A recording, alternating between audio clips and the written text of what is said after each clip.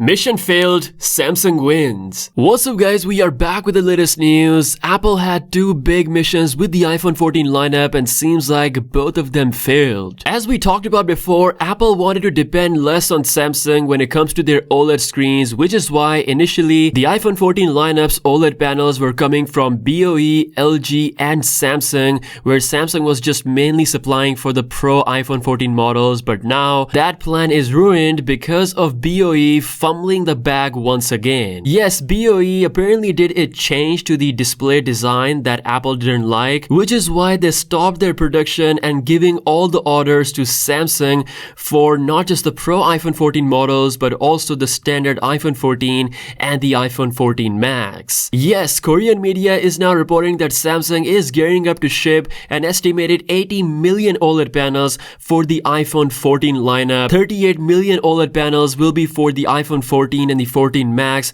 while the rest of them will go for the Pro iPhone 14 and the Pro Max. This is a big revenue win for Samsung indeed. Apple would have gotten a better deal when it comes to money with BOE, but now they have to pay more to Samsung, and yeah, this is a big L. The second L that Apple took is now official. Finally, someone has stopped Apple from making extra money from their Lightning port in the future, because now it's now official that by 2024, all smartphones will have USB-C port in Europe. Seeing this great move, even US can implement this law, the home of Apple. Having a common charging port for all the tech devices is great for environment, a fantastic way to decrease the e-waste, and of course, once again, stopping companies from making selfish money. Apple's whole plan was to use the Lightning port for as long as possible and then go completely portless on at least one of the iPhone 14 models, but of course,